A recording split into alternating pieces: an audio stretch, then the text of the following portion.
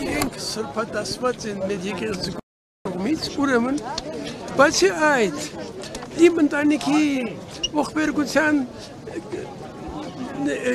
անցած ճանապարհն է ծնողներիս, հորս եւ մորս, եւ հետեւաբար մեր ընտանիքի օրգանական մասն է այս ամբողջը։ Ես ասկիդակցությամբ եմ գալիս այստեղ։ Այո։ Սուրյան, օրվա հետ կապված, հա, ձեր ինչ կասեք։ Դու որտեղից ես։ 24-ից։ Էդ ինչ է։ Դրամամիջոց է։ Շահուկ ուր ես։ Ներողություն, մենք մայստրո։ Շահուկ ուր ես։ Հեսա գալիս է, հեսա գալիս է։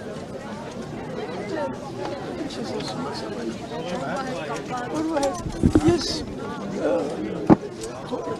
մեծագույն խոնարհությամբ գալիս եմ իմ գլուխը հակելու այս կրակարանին նկատի ունենալով մեր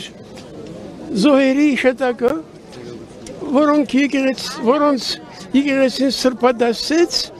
եւ այն իշտակը, որ մի մասը նաեւ իմ ընտանիքն է, քանի որ իմ ծնողները կոտորածից փրկված երկու զավակներն են մեծացած որբանոցում, իմ երկու ծնողները։ Գալիս եմ այստեղ իմ ընտանիքի սրբազան պարտքը կատարելու,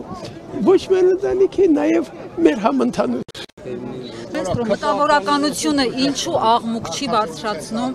Մտավորականությունը ինչու աղմուկ չի բարձրացնում, երբ որ տեսնում է, որ նույն ցեղասպան։ Ես այնքան միայնակ կյանքով, այնքան փակ կյանքով եմ ապրում, 86 տարեկան եմ։ Ես չգիտեմ ով ինչ է անում, բալիկ ջան, այնքան սերունդ կա, որոնց երաժիշտների մեջ չեմ ճանաչում։ Չգիտեմ անունները չեմ լսել, որտեղ միայնակ եմ,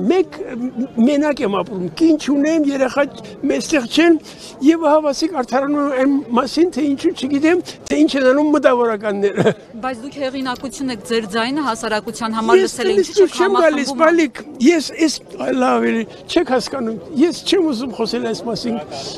Բայց ձեզ մեղադրում են, զուտ ուզում եմ դրա համար ներկայացնեք տեսակետը։ Պիտի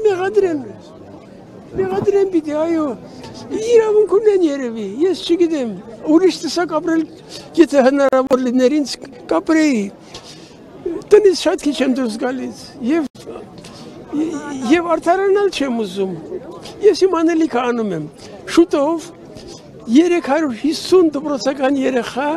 մի համերգ են տալիս, որը ամբողջ երաժշտությունը իմն է, ժողովրդական բանահյուսական նյութերի հիման վրա գրված տարբեր բարբառներով հայերենի եւ